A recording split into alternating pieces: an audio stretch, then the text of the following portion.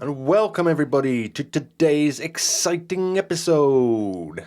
I'm gonna make him an offer he can't refuse. Godfather, 1972. Well done. Well done. I just got back from the dentist and they forgot to take out the cotton balls. Robin Hood Men in Tights. 1990 something.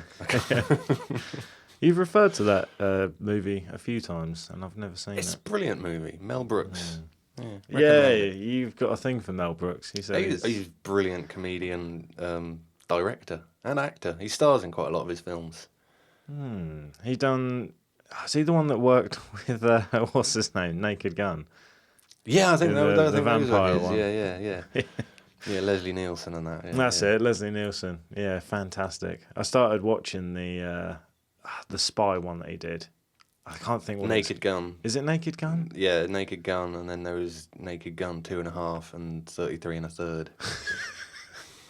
Yeah, that's one of them's on a subscription based thing, and Right. I can't think which one it was. It might have been number 2. I just stuck it on for background, and I That's started got watching. O.J. it. Simpson in it. Oh, I think it is that Yeah, one. yeah. Yeah. And it actually, apart from OJ, I think it actually does stand the test of time. It's still quite funny. It does, yeah. Yeah, they're brilliant films. Mel Brooks, brilliant director as well. I don't know if he did Naked Gun, but it was very much his kind of comedy. Very slapstick sort of silliness. Yeah. Yeah. Well, speaking of Mel, I think that's a good transition. I actually didn't think of that, but yeah, it is. We're going to cover Mel's Hole today. Which is not a euphemism for anything rude. Yeah, no. None of the Spice Girls involved in this one. Tis a mystery. Yeah, a proper urban myth, if Yeah. you will. Urban legend. What am I knocking? Oh, it's that. The cord for the headphones is knocking. yeah. I'll have to hold it. Yeah, it's a proper urban myth, a legend. I don't know if it's legit or not. I'll Wow. go through it and Let's go through it and see if we decide can at the end. get to the bottom of Mel's hole. Yeah. So, I've always been told Mel's hole is just a hole in the ground that has no bottom. That's pretty much what I've heard, yeah. Yeah. And that is pretty much the story. Well, there we go. Right, next week. But I'm going to go through a few websites that I found. Wikipedia, obviously, is a big one. I went through Reddit and urbanmyths.org, I believe is the other one. And I found one called listverse.com. And they've actually got the events pretty much in order. So it kind of done my job for me. So. Listed them out for you. So Yeah, nice, yeah. easy research for you this week. Yeah. So on February 21st, 1997, a man who called himself Mel Waters phoned a well-known late-night radio show that featured paranormal stories called Coast to Coast AM with Art Bell. And that's come up before. Yeah, a few times. Yeah. Yeah, very popular. I guess we're kind of very much like Coast to Coast, aren't we? Because we cover the weird and the wonderful, strange and mystical, sometimes paranormal, sometimes not so much. Yeah, see, I wish we had, like, devout listeners that would phone in with all these crazy stories. That'd be great, like yeah. Art If Bell. we had 20 million listeners every week, that'd be awesome. It'd be fantastic. It would. But yes, Coast to Coast AM was the most popular place to discuss all paranormal, weird, and unexplained. It was the perfect audience for Waters to tell his story. He captivated Bell and the listeners with his tales of a seemingly bottomless hole on his property that possessed mystical qualities. Local legend said it was cursed. So, Didn't the guy that he bought the house off say that, he obviously told him about the hole and said, don't be surprised if you see like local neighbours bringing their rubbish up and dumping it in the hole. yeah, he did. Yeah. Yeah, because it's literally bottomless. Yeah. So People dumping fridges down there and all sorts. Aren't they? yeah, a lot of appliances. We're actually going to get into some paranormal stuff as well. Okay, It's other things that get chucked down and then come back. So, I've never heard of anything that came back from the hole.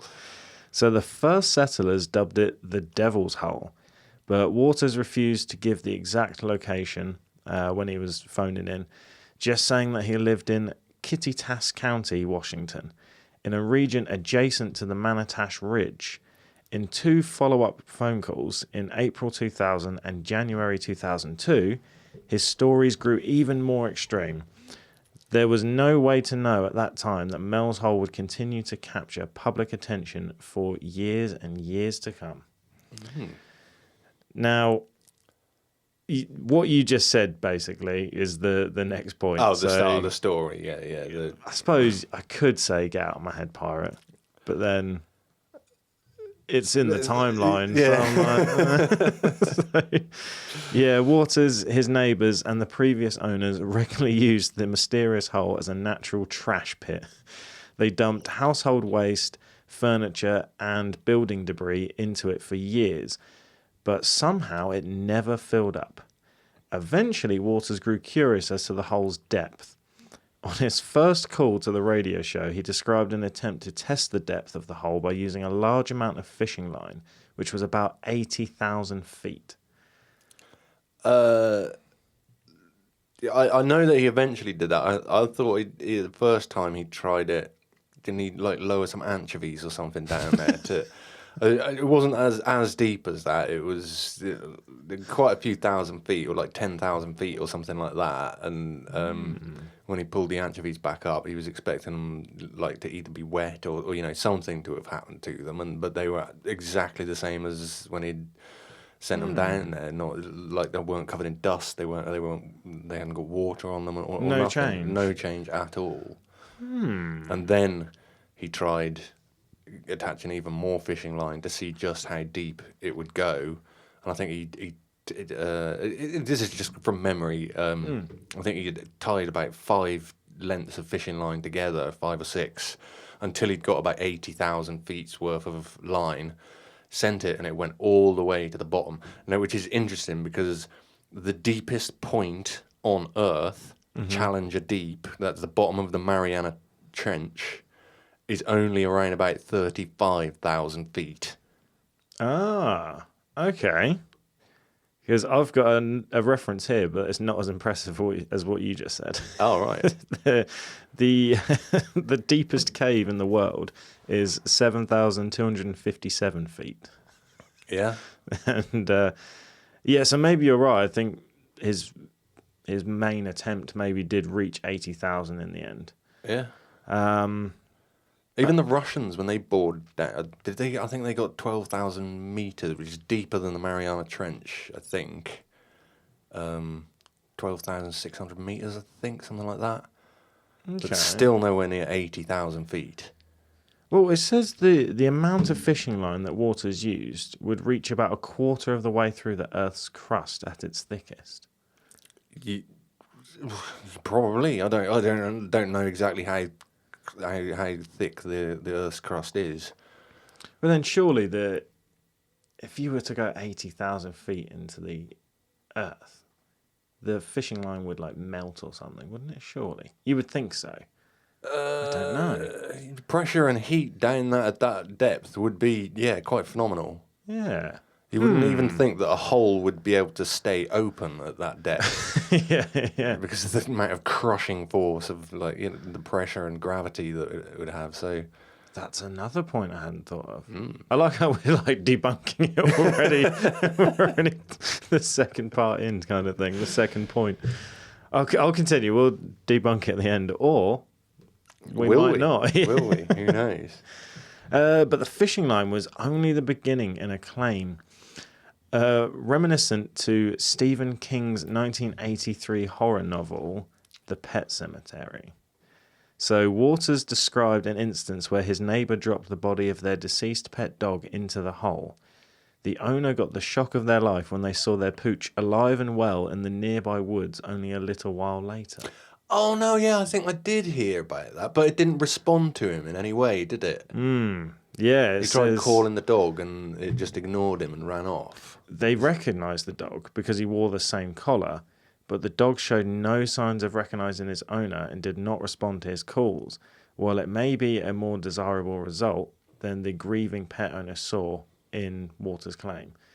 So, yeah, you're right. It's odd because it's the same dog with the same collar, but didn't respond. That is pretty much Pet Sematary. Yeah, well, yeah. I suppose it was a cat in the Pet Cemetery, but yeah. Oh, it was, wasn't it? And a baby, but bonus points. What was the cat's name? I do actually know this. Just drops some trivia on you. I want to say Gabe, but I think that's the baby. I think that's the baby that they. Church. Church is okay. Which I always thought was a pretty cool name for a cat, to be fair. In another claim, Waters revealed that Mel's hole had strange effects on some everyday objects. Art Bell and his listeners hung on to every word as Waters mentioned the odd things that metal items and portable radios would start to do whenever they were near the opening of the 9-foot diameter hole. Yeah. Then the hole's got a little wall around it, doesn't it? Wow, this is the weird thing. He doesn't seem to say, Mel. I'm pretty sure he doesn't say what the hole looks like. Because I'm sure some pictures that I've seen have got like a small, maybe like a foot or 2 foot high, like stone wall around it. Yeah. And then other pictures have like bushes around it. Yeah, and there's just like a hole in the ground. So I was wondering if there was any confirmation on that, but it didn't actually say. No. Well, not at this point of the research. It doesn't on your list. No. But I don't think it does. I don't think Mel actually mentions it. He just keeps persisting that this thing is actually real. But there's a couple of things there, but we'll come back to that. I'm not too sure. So he claimed that metals would mysteriously change into other metals or substances whenever he held them near the entrance. Waters also recounted an instance where he brought his radio to the pit and set it to his favourite radio station, but instead of music, the radio output strange unknown voices and programs and music from the past. Join us! Swallow your soul! Join us! I thought you went vagina. No, PG. Well, Mel's hole and vagina go hand in hand, don't they? It took me a second to work out. You said join us. Oh, yeah. Okay. Right. Well, that was my Evil Dead reference, but I thought I recognised it. Evil Dead's the one with the chainsaw guy, isn't it? That's chainsaw it. Yeah.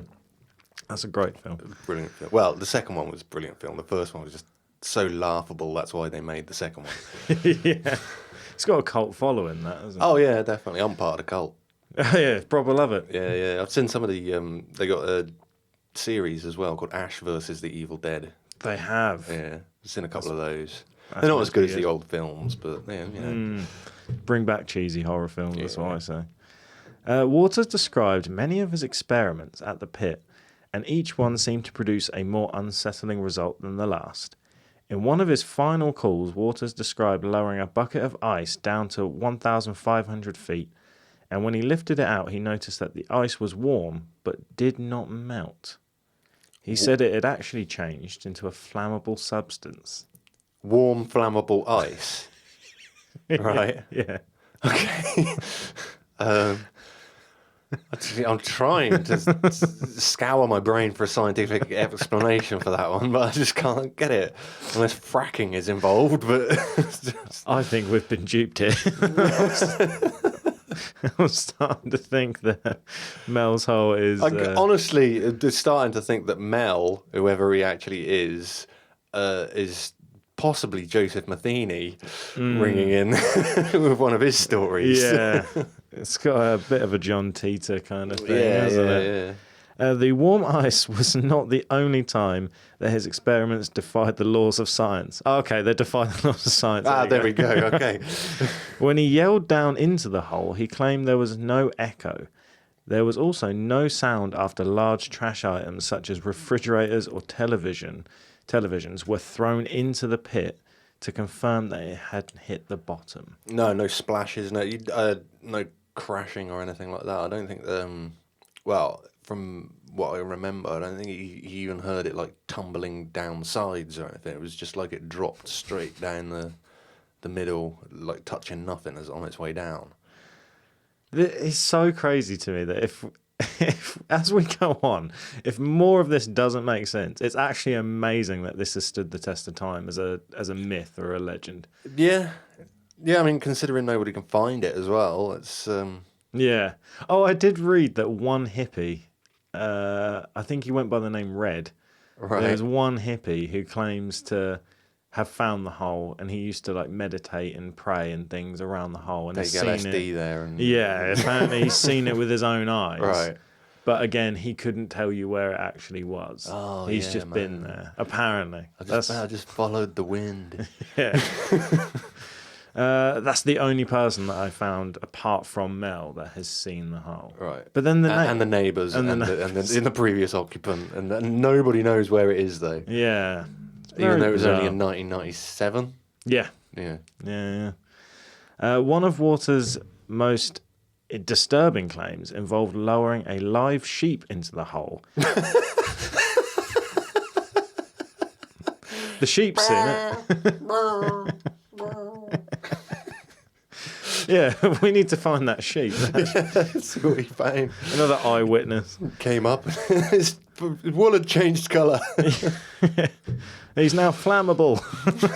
And frozen. Yeah, at the same time. As being hot. Yeah, it's defying science. Funny enough, Fire came from his nostrils. They did actually lower it down to the same feet as the ice. Oh, right. So 1,500 feet. As he did the ice bucket experiment, the sheep shrieked and kicked on the way down, then suddenly went silent. When Waters lifted it out, he found that the animal had been cooked. The sheep had also developed a strange lump, which, to his horror, started to move. He cut it open and found a fatal seal that he said gazed at him with intelligent human-like eyes. A fetal seal. Oh, fetal. Like a baby seal. Yeah. Oh, yeah, that makes more sense. That looks like fatal seal without my glasses. The seal of death. I mean, this hole's so mysterious. Who are we to say there isn't a fatal seal? Well, yeah, but a fetal seal that stared at him. Yeah, with intelligent human-like eyes. But that's not all, Pirate. Did he club it to death then? No. He went on to add that the creature miraculously cured his cancer. It jumped back into the hole, but was seen later by local sheep herders who claimed it radiated a benevolent presence. So this chilling story may explain why Waters' dogs refused to come within 100 feet of the hole and why birds never sat on the stone wall retaining around it. I knew Mel hadn't said anything about it, but there is a wall. So that's by far the most bizarre claim with Mel's hole. Yeah, I've not heard that one. But, never researched it far enough to hear about that one. So, but the seal jumped back into the hole after being cut out of a dead cooked sheep. So yeah, the fetal seal alien creature cured his cancer and then jumped back into the hole, and then sheep herders later saw it. I mean, surely it should have been cooked. But then so should the dog as well what had happened. That's a very good point. You chuck a dog down there, it's dead, comes back alive. Chuck a live sheep down there and it gets cooked. Yeah, and then produces an alien creature and kills cancer. A fatal seal. Yeah, bizarre. With human eyes. A fetal seal. I guess seals do kind of have human-like eyes anyway, don't they? They do. They're super cute. Yeah, they are. I like seals. I don't think anybody doesn't like seals. Oh, the people that club them, I suppose. I don't think anyone really does that, to be honest. That's the next mystery. Where did that story come from? I don't know. Clubbing seals. I don't know.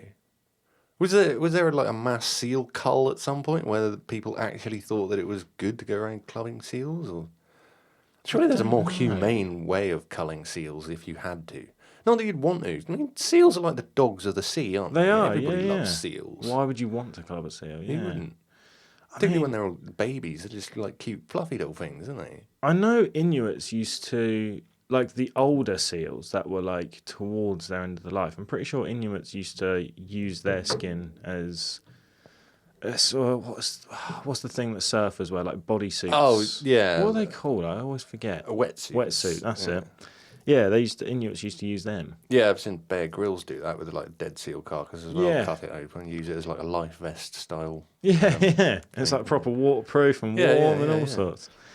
Yeah, it's bizarre, isn't it? Because I'm saying Inuit because I think that's the right term. Because they don't like being called Eskimos anymore, do they? Don't know. I've always been told that that's now. This world is crazy. You can't even say Eskimo anymore. But the only reason I know that is there's one of my favourite metal bands is called Electric Callboy. Right. And they used to be Eskimo Callboy, but they had to legally change their name because of that reason. Because you're not allowed to call them Eskimos. Yeah. So I think they're Inuits now. Well, I guess they were always Inuits, I think. But I don't know. I don't know why is Eskimo not allowed and Inuit is. I mean, I don't know. Defining somebody by what you're defining them by what they are, really. I mean, I've always thought Eskimo's quite a cute name. I wouldn't think it's derogatory. No, I don't know. I've got no idea. It's the same as me calling me a Brit. Oh, how dare you call yourself? I'm so offended by the term. Yeah, it's a good point. I don't know. Someone can get back to us and complain. I'm sure. Yeah. I've said it too many times now. I'll get us in trouble. Well, I might have to get the bleeper out. Yeah. And then it will be known as the E word. Can't use it anymore. No. The many strange occurrences that Waters re-encountered on Coast to Coast AM were not limited to items he lowered into the hole. Sometimes mysterious things would come out of it too. Waters described seeing it. Let me start again. Waters described a disturbing report from one of his neighbours who had seen a blacker-than-black beam of light coming from the cursed pit. A blacker than black beam of... Yeah, we literally had the same thought then. It would be a blacker than black beam of black, surely, not light. So it would just be a giant shadow. Yeah, you'd have thought so. Because, now, correct me if I'm wrong, Pirate. I might have learnt this from you, but surely you can't have, like, black light in a way. Well, black light, what we consider black light is just ultraviolet light, isn't it? Because you don't actually see it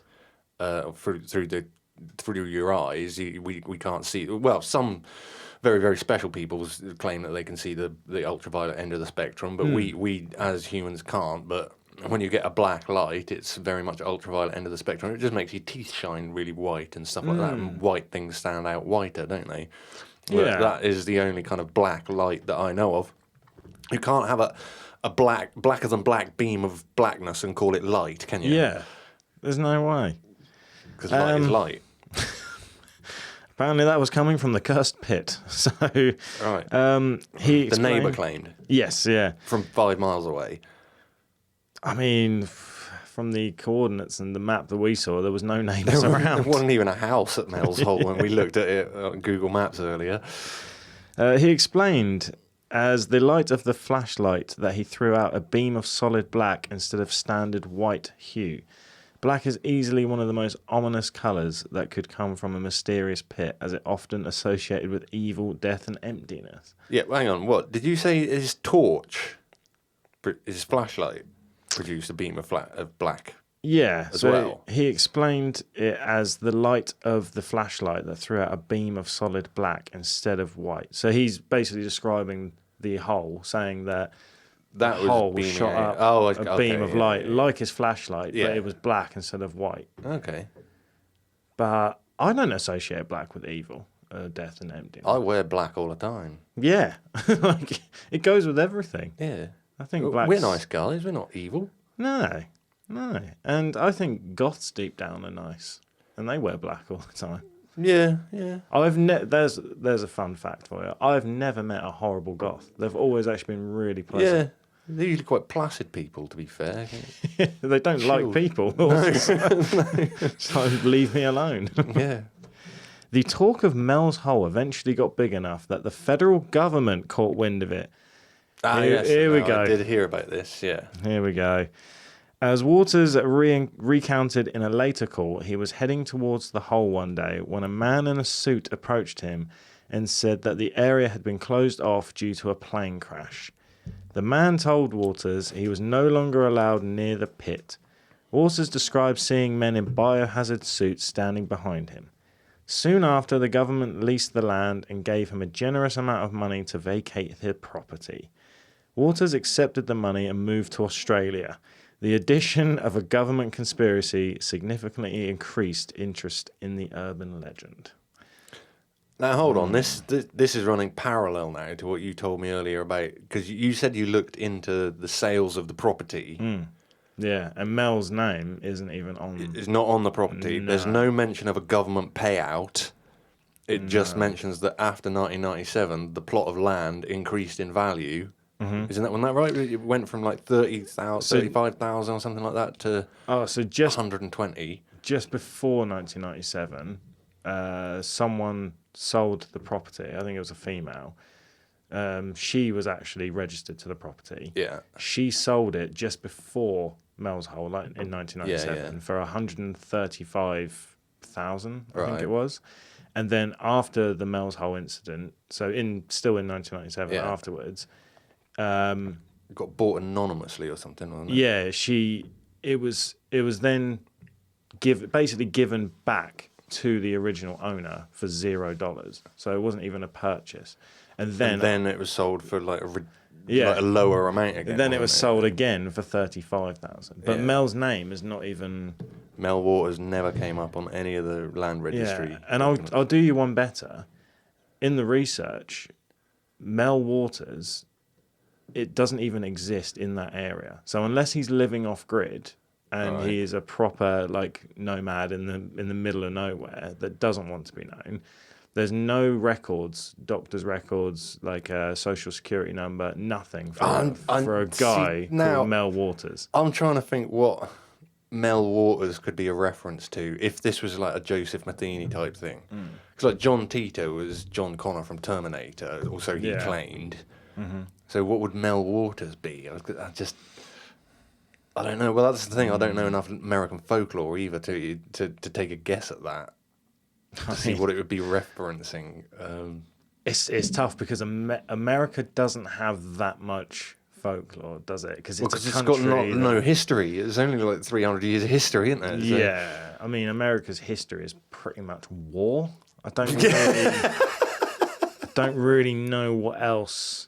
And I'm not... That's the thing. I'm not even making a joke. Like, I'm genuinely trying to think of American history that isn't war-based. Yeah, and everything comes back to war. Yeah, whether civil it's wars. The War of Independence. Like, just everything comes back to war.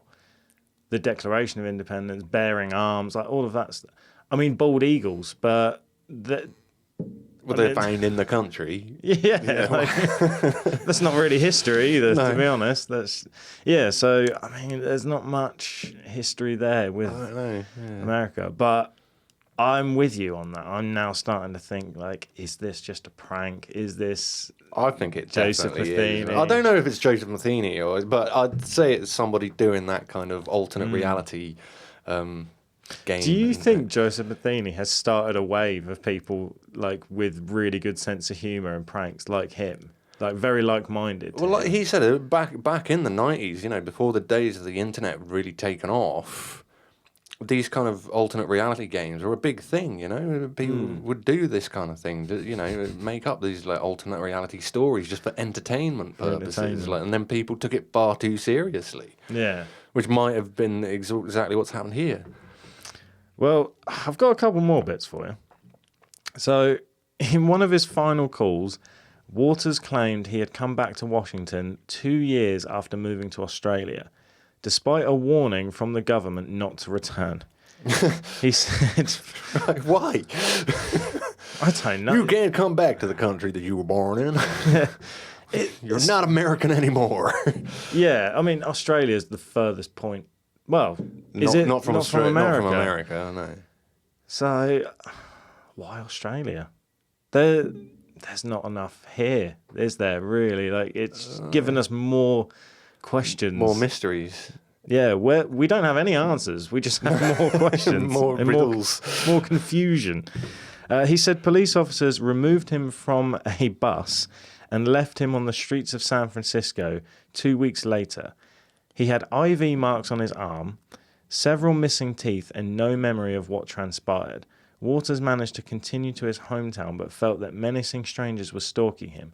He was told his land had been taken over by the government and found the region had been erased on an early mapping system called TerraServer. Okay. So that's what he claimed happened when he came back to visit after 2 years of being in Australia. Fair enough. Don't know about that. But that was not the end of Waters' story. He said that he found a nearly identical hole in the Badlands of Nevada. This one had a metal ring that extended down into the ground instead of a brick lining. But his experiments at the site produced similar results. Oh, really? There's one guy out of 300 million people happened to find not one bottomless hole, but two bottomless holes. Yeah. In completely different areas of the country. Yeah. And the hole in Nevada, no one has ever found that apart from Mel's claims. Right. So, well, at least the other one had neighbours and sheep that have seen it. This one... And a mysterious seal. Yeah. But that's the thing, though. I've got one more page of research and then we'll debunk it. There's no lying about this one. This is debunked already. Talk about Mel's bottomless holes has remained surprisingly steady since his calls to the radio show all those years ago. The urban legend has been the subject of many chat groups, like Above Top Secret in 2005. In 2007, more people got talking about the legend in the Sheffield Forum in 2008. A tribal medicine man known as Gerald R. Osborne, or Red Elk. That was the guy I was talking about. Oh, right. I said his name was Red. Red Elk. That's a hippie name, isn't it? They call me... Actually, is it hippie or is it Native American? Oh, I don't know. Well, from that description there, I would assume Native American. I don't know many Native Americans called Gerald. They're normally like Talking Wind or something, aren't they? Oh, yeah. I could be wrong. But either way, he was Red Elk. So he kept the legend alive when he claimed to see UFOs flying over the pit and even suggested it was an underground UFO base and found the hole himself. Definitely been on the peyote. Anyway. Yeah. So a poll asked people whether they believed Mel's hole was real or not in 2012.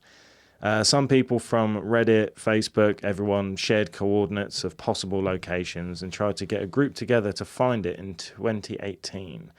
As recently as 2022. So that was the last time they tried to find this hole. So we're literally talking a handful of years ago.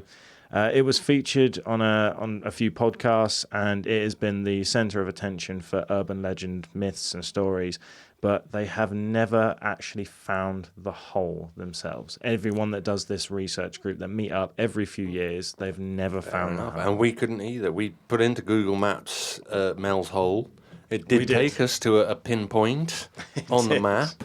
Resolution was absolutely terrible. All you could see was a few little black spots, and you couldn't really... Well, it just looked like bushes to me. It looked like a suspicious bush to me. A suspicious bush. Yeah. I don't know what that bush is doing, but it looks a little funny. Maybe Mel's hole is covered by a suspicious bush. A suspicious bush, yeah. Maybe that's what Elvis was singing about. It wasn't suspicious minds, it was suspicious bushes. Yeah. I don't know, I'm just talking nonsense here. Yeah. But either way, yeah, we couldn't find any evidence of a hole. Yeah. Or not. Nothing. Well, like I say, the resolution wasn't fine enough to actually make out any details at where the pinpoint was. Yeah. But it was at that, what was it called? Makashee Ridge or something like that? Maratash? Maratash. It's so bad because we literally just read it like 10 minutes. Yeah. Maratash. Do you want to have a quick look? Well, whatever. But yeah, that ridge was running just to the north of it, according to Google Maps. Manastash. Manastash. Yeah, Ridge. Manastash Ridge. Yeah, so it was there, and the pin marker was just to the south of whatever you just said. Manastash. Literally just said it 10 seconds ago, and I've already gone. It's all right. It's one of them days, man. It's all good. But yeah, we could not find any evidence of an actual structure with a wall around it that looked like a hole. That looked like a bottomless hole with an evil seal. Yeah. Now, I remember a few months back when we were talking about it at work, and I stumbled across a couple of YouTube videos. You'd seen a couple, and there was a little bit of, we thought, credence to it, where we thought, oh, this is quite interesting, actually. Like, I could see this being a thing. It sounds believable, or X, Y, Z. Except at 80,000 feet deep, like 3 times deeper than the deepest part of the ocean. Yeah. So then, as I was doing the research, I was thinking, okay, yeah, nothing's too far-fetched here, until it got to the ice cubes and the sheep. And curing cancer. And the dog. To be honest, the whole thing was a load of poggletosh. I mean, there's nothing there, is there? Not really. To me, it just sounds like we've debunked it from the first 5 minutes of the pod. Yeah. And we've been entertaining it. It is good entertainment. It is good entertainment value. I guess. Well, it kept people hooked for weeks on Coast to Coast, didn't it? On a radio show. And like you say, he did ring in like 4 or 5 times, didn't he, with a bit more of the story each time. But me, I. Why have the neighbours never come forward? Well, I couldn't see any bloody neighbours on the Google Maps. Yeah, but I zoomed out miles, and it was barren wasteland. The nearest thing was an Afghan village in Art Bell's summer house or something. What was it called? Yeah. That was the nearest house. But you would think if a guy called Red Elk is coming out and saying, "No, I've seen it, I've found the hole, and I believe in it," you would think at some point since 1997, like one of the neighbours or a stranger or someone would have said, stumbled across it. Yeah, I found it. Like anything, but yeah, it's very bizarre. I think it's my hot take on it. I think it is just a story that it's almost like Joseph Matheny. I think it's just a prank. So. It's just something along those lines. But then also, if no one has found it, how come when we put into Google Maps Mel's Hole, it gave us a pinpoint, but it also gave us a bunch of pictures of holes in the ground. Yeah. So if no one's found it, who took the pictures? But that didn't match up with the map, did it? No, not necessarily, no. I don't know. I think someone's just having a laugh. I think a lot of people are probably having a laugh of it. Yeah, I think it's just a prank. I think it's just got out of control now. How does something like that carry on for over 25 years? I don't know. But it's nuts. That would be the only reason why I'm giving it as high as 3.3. That's generous. Because it's lasted 20 odd years, 7 years at this point. Yeah. And it's still a mystery. I mean, the story would have been so much better if you didn't add the weird creature that cured cancer and then hopped back into the hole. The black light. Everything was just off a little bit. Yeah. If the story or whoever created it dumbed it down a little bit, we lowered the ice down and it melted.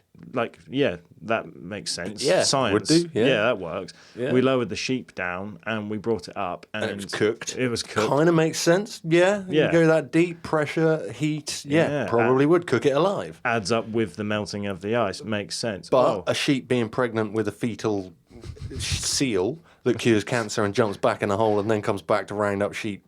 You lost me. No. I'm out. I am well and truly out at that point. I don't think there's a single person that heard that bit and went, go on, tell me more. I need to know more about this. Where can I find one of these seals myself? Yeah. I need to cure my sister. Yeah, it's the start of like a villain arc story, isn't it? Maybe that's the villain, Fatal Seal. Yeah, maybe. Didn't actually cure cancer. Maybe it gave him cancer. That would be more believable, to be honest. That would, wouldn't it? Yeah. Yeah. Okay. All in all, I agree with you. I'm gonna give it a 2.8. 2.8? Yeah. What did I give it? 3.3. 3.3. So 3.1. That is still quite generous, but Yeah. It was an entertaining story, I'll give it that. Very entertaining. Very entertaining. We've had a laugh over it. Yeah. You know what? I actually don't mind stories and stuff like this because it just shows that not everything is so serious all the time, because we have so many heavy, dark, like conspiracy theories where a lot of it is, 9/11 and the government, and it's very heavy. Quite depressing as well, isn't it? And after a while, like we've noticed with some of the subjects that we've covered, like Kurt Cobain and things, like it changed the atmosphere for us, didn't it? Yeah, and editing that video, that whole episode was it was quite draining for me. Particularly Kurt Cobain, particularly being a fan of him at the time and remembering his death and everything. And yeah, it does. And having something like this, a little bit more light-hearted, quite silly. Although people still believe it. You know what? And credit to those people, because they're keeping it alive. And they are. If it wasn't for people like that, I mean... we wouldn't have stories to report. Yeah. So, all in all, I think a fun little story. Speaking of stories to report, we're still waiting on your Bigfoot episode, man. When does that come? We are. I mean, we got T-shirts with Bigfoot on it for sale now. Check that out, by the way. Paranormalityuk.mymercher.com. My Mercher. Yeah, go there. There are new merchandise T-shirts available with some brilliant prints. Polar Bear's been hard at work. Yeah. And he's created some really good designs, so... do go and check those out. Buy the Bigfoot one. That hopefully will encourage Josh to actually get on and do it. Right. I didn't want to disclose this information because I was kind of waiting for the right opportunity. So... well, we're not doing it for the 100th episode next week. No, we're not. No. Now, I started doing Bigfoot research. Oh. And... I'm just gonna call it out. I'm just gonna be as honest and open about it. Most of the good information on Bigfoot are behind paywalls. I'm talking. There'll be a certain documentary on a certain Prime channel. There'll be certain. I have access to certain Prime channels. Yeah, do you know what I'm saying? So, to give it my all. To give it the full research that Bigfoot, because Bigfoot... You want my login information? I could do. I'm just making a point that Bigfoot is a hero. He's a legend. Yeah. He is one of the top conspiracy theories. And I want to give it the best attention and the best research I can. So I feel like I need either your login or I need to stop being such a cheapskate and actually... buy some things so I can actually have some proper research. So what you're saying is you need people to buy merch so that you can afford your own login information. Yeah, right, basically, okay. Because I don't want to half-ass it. I don't want to just watch a couple of YouTube videos and read Wikipedia and be like, yeah, this is what I found, and it's like half hour long. Like, Bigfoot is the man, the myth, the legend. And I love it so much that I want to give it a proper deep dive. Just like I did with 9/11. It really interests me. So with the greatest respect, it is coming. I haven't got a time frame, but I want to do it justice. So to the point that when people hear it, they go, you know what? That was worth a bloody wait, Josh. Good job on that, mate. Right. That's one of the best podcasts on Bigfoot I've ever heard of. Okay. Well done. Well, let's hope that it all goes like that then. Yeah, that's the plan anyway. Okay. Well, it's not going to be next week then. No. Next week is actually our long-awaited 100th episode, which we were going to live stream, but we're not now because obviously life gets in the way and stuff. I already explained that, it's just a bad time of year for us. But we are pre-recording it. It is going to be a good one, and it might even kill us. Yeah, and that's not even a joke. No, it's not. That is actually not even a joke. No, so tune in next week if you want to find out why. It's going to be shocking as well. Yeah. Until then, I've been Pirate. I'm Josh. This has been Paranormality UK. Ta-ta. Ta-ta. Down in the hole.